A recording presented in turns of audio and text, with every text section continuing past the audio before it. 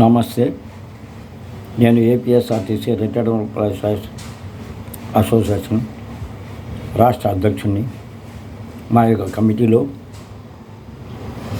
Honourable ప్రెసిడెంట్గా చాగంటి నరసింహరావు గారు, ప్రధాన కార్యదర్శిగా కేవీఎస్ఆర్ వరప్రసాదరావు గారు, ట్రెజరర్గా ఏవాషా గారు ఉన్నారు. మేము గత సంవత్సరాలుగా అనేకమైన సమస్యల మీద ఏపీఎస్ఆర్టీసీ రిటైర్డ్ ఎంప్లాయీస్ కోసం మెమోరాండాలు ఇస్తూ సాధించుకుంటూ వచ్చాం. గత ఈ 3 సంవత్సరాలుగా ఆల్ట్రా బస్సులను రద్దు చేసి సూపర్ లగ్జరీలను ప్రవేశపెట్టినందువలన మాకు వైద్యానికి కానీ లేదన్నా ఎక్కడికన్నా అత్యవసరంగా ఉండి పోవలసి ఉంటే మాకు చాలా సదుపాయంగా 2014లో గౌరవనీయులైన ఆంధ్రప్రదేశ్ రాష్ట్ర ముఖ్యమంత్రి నారా చంద్రబాబు నాయుడు గారు పదవి బాధ్యత స్వీకరించిన తర్వాత ఆర్టీసీ కార్మికులు చేసిన సన్మాన సభలో మాకు 10 వెలుగుల నుంచి ఆల్ట్రా వరకు ఉచిత ప్రయాణ సౌకర్యం కల్పించారు. తర్వాత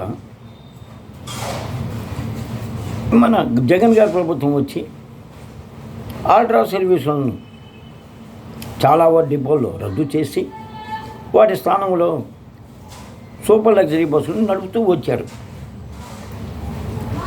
దానివల్ల మేము వైద్యం చూపించుకోవచ్చుకి విజయవాడ విద్యాధరపురం పోవాలన్నా, లేదు వయసు మళ్ళిన వాళ్ళం కాబట్టి బిడ్డలు సక్రంగా చూడడం వాళ్ళు ఏదైనా పుణ్యక్షేత్రాల కన్నా స్వయంగా పోవాలన్నా కూడా ఇబ్బంది అయిపోయి 2023లో ఆనాటి ముఖ్యమంత్రి గారికి మేము విన్నవించి చెబితే వారు సరే అనకుండా మీకు చేస్తే మాకింటి ఆదాయం అనే ఆలోచనలో ఆ రోజు జగన్మోహన్ రెడ్డి గారు, ఆయన మంత్రివర్గ సభ్యులు, ఆయన యొక్క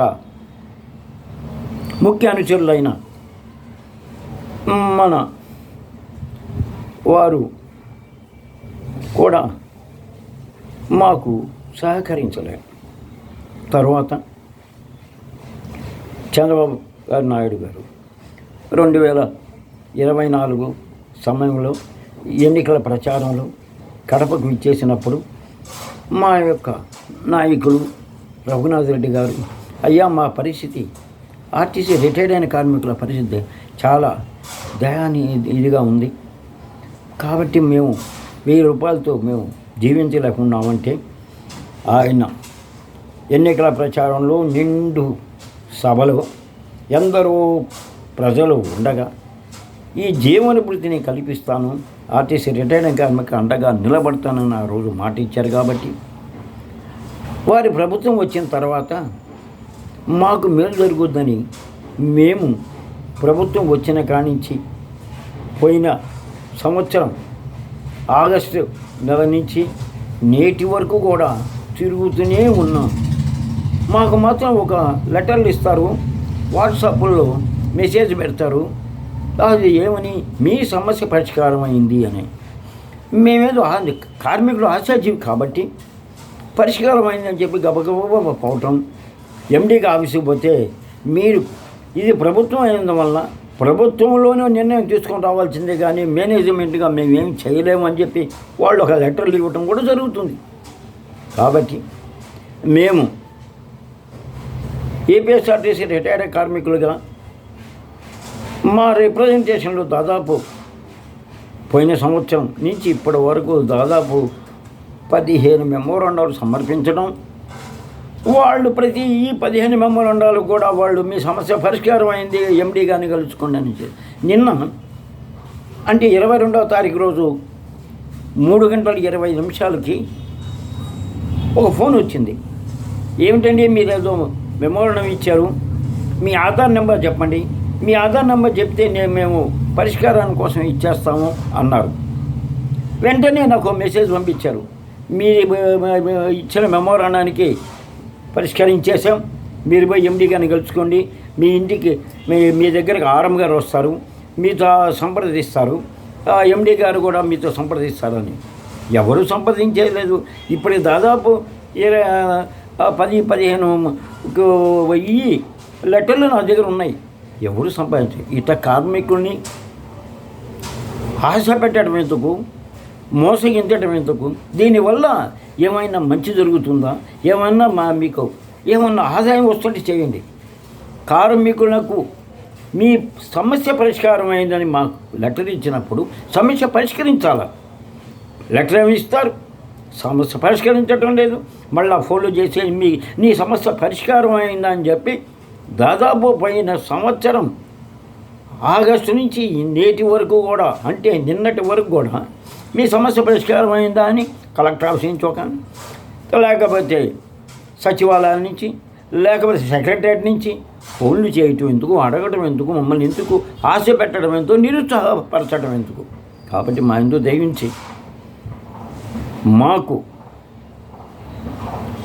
మేము పెట్టిన జీవనభృతి, ఆ జీవనభృతి ఎందుకు పెట్టాల్సి వచ్చిందంటే 2013 కాంగ్రెస్ ప్రభుత్వంలో వాళ్ళు మినిమం చేయండి బాబో అని అడిగితే 1000 రూపాయలు చేశారు.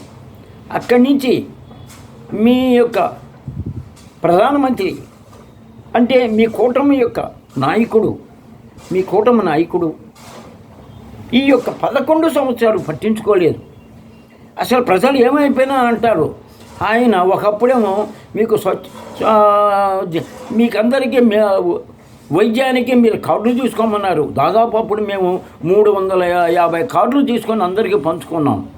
ఏ ఒక్క హాస్పిటల్లో ఈ కార్డు చల్లదండి అన్నారు. మళ్ళీ నిన్న పిఎంవై అనే దాని మీద కార్డులు తీసుకోమన్నారు. దాన్ని ఎత్తుకోకపోతే కూడా చల్లదు. అట్లా మోసపూరితమైన మాటలు, ప్రధానమంత్రిగా ఉన్న వ్యక్తి మోసమైన మాటలు చెబుతూ 1000 రూపాయలకి మేము బతకలేము బాబు అంటే మమ్మల్ని పట్టించుకోకుండా ఆదాని అంబానీ వాళ్ళ కోసంగా, వాళ్ళ యొక్క దీనికోసంగా ఈయన పాటుపడుతున్నాడే కానీ పేద ప్రజలకు కానీ పేద కార్మికుల కోసం కానీ పాటుపట్ల. అదేమంటే నేను మీకు బ్యాంకులో వేసాను చూసుకోమంటారు. అదేమంటే నేనే అన్నీ చేస్తున్నాను అంటాడు. అన్నీ రోజుకి ధరలు పెరిగిపోతుంటే 1000 రూపాయలతో భార్య భర్త రిటైర్డ్ అయిన కార్మికులు ఏ విధంగా జీవించగలరు? వారికి సొంత ఇళ్ళు లేని వాళ్ళు కొంతమంది ఉన్నారు. ఉన్నవాళ్ళకి సరే అనుకో 1000 రూపాయలతో భార్యాభర్త బతకాల. వైద్యం ఏమైనా వస్తే ఆ వైద్యానికి కొంచెం ఖర్చు పెట్టుకోవాలా. ఏదన్నా మాకు కనీసం పండగ చేసుకోవటానికి కూడా మాకు లేనట్టు కాదు ఉంది. కాబట్టి ఈ జీవనభృతి మీరన్నా ఇవ్వండి. మీ యొక్క కూటమి యొక్క అధినేత ఈ మోడీ గారు మమ్మల్ని మోసం చేశారు, మమ్మల్ని దగా చేశారు. మా డబ్బుని ఇవ్వమంటున్నాం. మేము ఉద్యోగంలో ఉన్నప్పుడు మా దగ్గర 12% వసూలు చేసుకొని దానిలో 8.33కే లెక్కలు కట్టి మాకు ఇచ్చి ఆ డబ్బుల్ని పంచబోయా అంటే పంచరు. ఆ డబ్బులు మటుకు 3 నెలలకు ఒకసారో 2 నెలలకు ఒకసారో లేకపోతే నెలకు ఒకసారో సిబిటి మీటింగ్ పెట్టామంటారు. వాళ్ళ యొక్క ట్రైన్ ఖర్చులు, వాళ్ళ లాడ్జీ ఖర్చులు, వాళ్ళ భోజనం ఖర్చులు, మళ్ళీ పోయిన దానికి ఈ డబ్బులు ఖర్చు పెట్టుకుంటారు. కానీ పేద కార్మికుడికి సాలని పెన్షన్తో జీవిస్తున్నారే వాళ్ళ కోసం ఇద్దామని కూడా అనుకోరు. కాబట్టి ఇటీవల పుట్టినరోజు జరిగిన 19వ తారీఖు రోజు వేమిరెడ్డి ప్రభాకర్ రెడ్డి గారి పుట్టినరోజు సందర్భంగా మేము ఆర్టీసీ రిటైర్డ్ కార్మికులు వారికి పుట్టినరోజు శుభాకాంక్షలు తెలియజేస్తూ, అయ్యా నువ్వన్నా ఎంపీగా మీ యొక్క పార్లమెంటులో ఈ యొక్క పేద ప్రజల గురించి, పేద కార్మికుల గురించి ఈపీఎస్ పెంచమని అడగండి. మీరు ఈ పుట్టినరోజు సందర్భంగా మాకు ఆ ఒక్క అవకాశం మీరు కల్పించండి అని అడిగాం. 20వ తారీఖు మొన్న 24/2025 ఆదివారం రోజు గౌరవనీయులైన ఆంధ్రప్రదేశ్ రాష్ట్ర ముఖ్యమంత్రి గారు జన్మదిన సందర్భంగా నెల్లూరులో జరిగిన ఒక సభలో అంటే దర్గా చైర్మన్ ఖాదర్ బాషా గారు ఘనంగా పుట్టినరోజు వేడుక చేసి పేదలకు అన్నం దానం చేసినందువల్ల అప్పుడు కూడా మమ్మల్ని ఆహ్వానిస్తే మేము పోయి ఆ రోజు కూడా ఆ యొక్క సభలో మేము చెప్పింది ఏంటంటే, అయ్యా చంద్రబాబు నాయుడు గారు, ఈ మీ పుట్టినరోజు సందర్భంగా మీరు ఈ పేద కార్మికులకు జీవనభృతి అనే దాన్ని మాకు ఒక వరంగా ఇవ్వండి అని కూడా ప్రాధాన్యపడి అడిగాం. ఇన్ని చేస్తున్నా కూడా, ఇన్ని మెమోరండాలు ఇస్తున్నా మీ సమస్య పరిష్కరించామంటున్నారు కానీ పరిష్కరించడం లేదు. ఎందుకు మీరు మాకు ద్రోహం చేస్తున్నారో మాకు అర్థం కావటం లేదు. సమస్య పరిష్కరించబట్టి మాకు చేత కాదు, మేము చెయ్యము, మేము మా ప్రభుత్వం వల్ల ఎటువంటి కార్యక్రమాలు మేము చెయ్యలేమని మీరు చెప్పండి. దానివల్ల మేము ఒకసారి ఆలోచించుకుంటాం, వీలైతే బతుకుతాము, లేకపోతే చచ్చిపోతాం.